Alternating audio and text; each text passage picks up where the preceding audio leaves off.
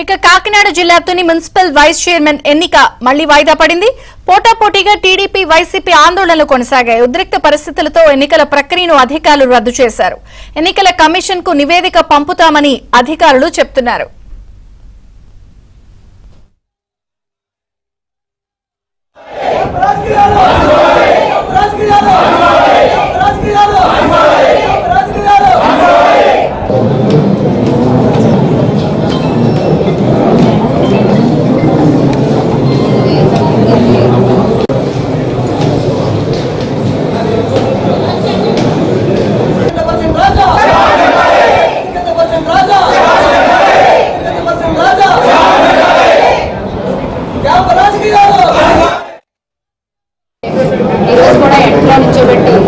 ముందు TDP rowdy మొక్కను పైకి పంపించి వెనకాల మమ్మల్ని పంపించి అలాగే ఇప్పుడు కౌన్సిల్ హాల్లో ఓన్లీ కౌన్సిల్ సభ్యులు అలాగే ప్రొసీడింగ్ ఆఫీసర్ కమిషనర్ ఉండాలి.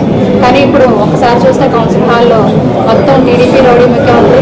ప్రజల సమస్యలను కాపాడాల్సిన ప్రజాప్రతినిధులందరూ కూడా, నేను ఒక ప్రథమ మహిళని, అలాగే చుట్టూ కూడా సుమారు 15 మంది పైన ఆడవారు ఉన్నారు.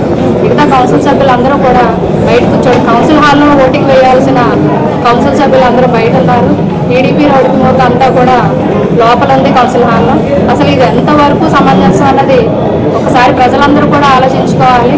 గడిచిన 8 నెలల నుంచి అరాజక రాజకీయమే జరుగుతుంది, గొడవలు కానీ ఒక సంక్షేమానికి సంబంధించి ఏది జరగట్లేదు. ఈ 4 ఏళ్ల పాలన కూడా ఇలాగే ఉంటుంది. రానున్న రోజుల్లో ప్రజలందరూ కూడా తెలుసుకోవాలని నేను కోరుకుంటాను. ఇందులో ఏమీ లేదు, జస్ట్ ఎలక్షన్ జరగకూడదని మమ్మల్ని ఇబ్బంది పెడుతున్నారు.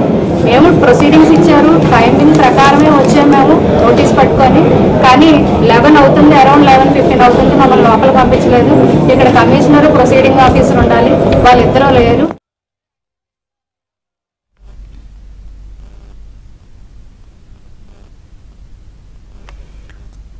ఇక తుని మున్సిపల్ కార్పొరేషన్ ఎన్నికకు సంబంధించి కొంత అస్పష్టత నెలకొంది. మళ్లీ ఎన్నిక ఎప్పుడు అనే దానిపై క్లారిటీ లేదు, వాయిదా పడింది. ఎన్నికల కమిషన్ కు నివేదికను పంపించారు అధికారులు. పూర్తి సమాచారం మా ప్రతినిధి అప్పారావు అందిస్తారు. అప్పారావు.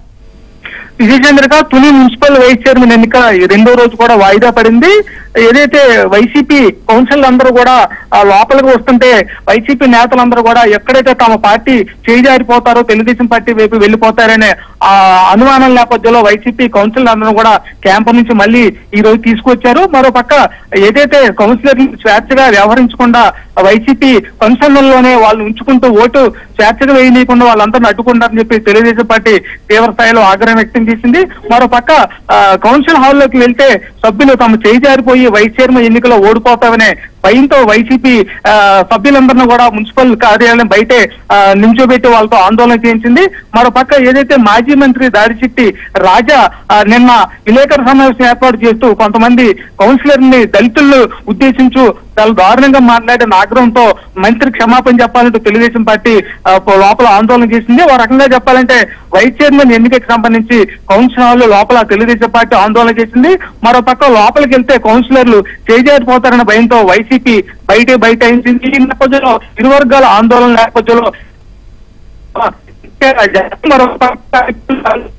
వేసి చూసినప్పటికీ కూడా ఏమాత్రం కూడా ఇరు వర్గాల నుంచి సహకారం లేకపోవడంతో ఎన్నికని వాయిదా వేసి